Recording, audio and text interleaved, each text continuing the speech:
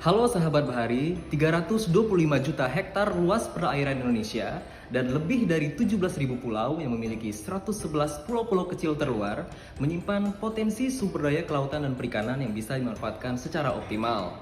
Nah, pemanfaatan itu tentunya harus ada pengendalian keberlanjutan ekologi. Di samping menjaga keberlanjutan ekologi laut, ada nilai ekonomis yang terkandung untuk mendukung pertumbuhan ekonomi dan kesejahteraan masyarakat Indonesia. Nah, inilah yang disebut dengan ekonomi biru. Direktorat Jenderal Pengelolaan Ruang Laut memiliki peran strategis dalam mengawal ekologi laut untuk ekonomi biru dengan memberikan pelayanan perizinan berusaha kepada masyarakat dalam pemanfaatan sumber daya kelautan dan perikanan.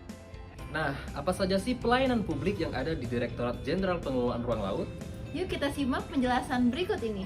Saat ini, sesuai dengan keputusan Menteri Kelautan Perikanan nomor 54 tahun 2022 tentang pelayanan publik dan produk pelayanan publik di lingkup Kementerian Kelautan Perikanan, kami di Direktorat Jenderal Pengelolaan Laut ini memiliki 5 layanan publik yang harus dilaksanakan. Yang pertama itu adalah pemanfaatan ruang laut melalui kesesuaian kegiatan pemanfaatan ruang laut atau disingkat dengan KKPRL. Nah, KKPRL ini sesuai dengan mandat dari Perpu 2 tahun 2022 menjadi isu strategis karena ini ditegaskan setiap orang yang melakukan pemanfaatan ruang laut dari perairan pesisir wajib memiliki kesesuaian kegiatan pemanfaatan ruang laut yang dikeluarkan oleh pemerintah pusat. Nah, dalam hal ini adalah Kementerian Kelautan dan Perikanan.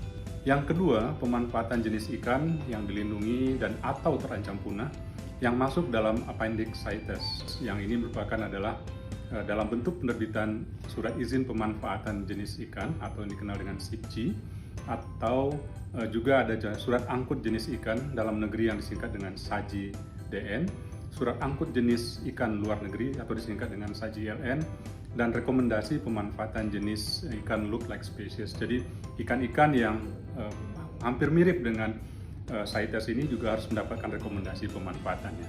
Kemudian yang ketiga itu pemanfaatan kawasan konservasi melalui penerbitan surat izin dalam pengusahaan pariwisata alam perairan atau dulu dikenal dengan SIPAP, dan kegiatan lainnya yang digunakan untuk kawasan konservasi yang sifatnya itu adalah menetap.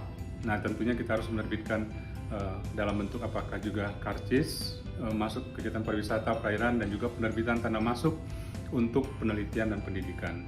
Keempat, ini terkait dengan pemanfaatan pulau-pulau kecil. Nah, di sini ada dua hal. Pertama, penerbitan izin pemanfaatan pulau-pulau kecil dan perairan sekitarnya dalam rangka penanaman modal asing. Kemudian yang kedua, rekomendasi pemanfaatan pulau-pulau kecil dengan luas wilayahnya adalah kurang dari 100 km persegi. Dan kemudian yang kelima, yang terakhir adalah pemanfaatan jasa kelautan yang harus kita berikan dalam bentuk penerbitan izin pemanfaatan air laut selain energi atau biasa disingkat dengan ALSE yang menghasilkan produk maupun non-produk. Nah, ini dalam kemudian ada pelaksanaan reklamasi, ekstraksi garam, pengangkatan benda muatan kapal tenggelam, wisata tirta lainnya, penangkapan ikan bukan untuk tujuan komersil atau biasanya untuk kesenangan seperti mancing mania ya. Kemudian juga ada sedimentasi laut. Nah, dalam hal ini kita sedang berproses semuanya. Kita harapkan nanti ini akan menjadi suatu potensi yang bisa besar untuk KKP. Nah, di dalam konteks hal ini, pelayanan publik yang kami berikan pada masyarakat tentunya tidak lepas dari nilai-nilai berakhlak.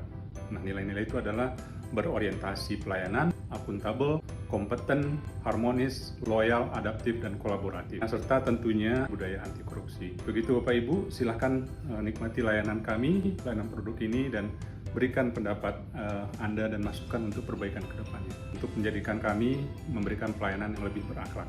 Terima kasih. Nah, itu dia ragam pelayanan publik yang ada di Direktorat Jenderal Pengelolaan Ruang Laut. Di konten selanjutnya, kita akan mengulik satu persatu pelayanan publik yang ada di Direktorat Jenderal Pengelolaan Ruang Laut. Sampai jumpa sahabat Bahari.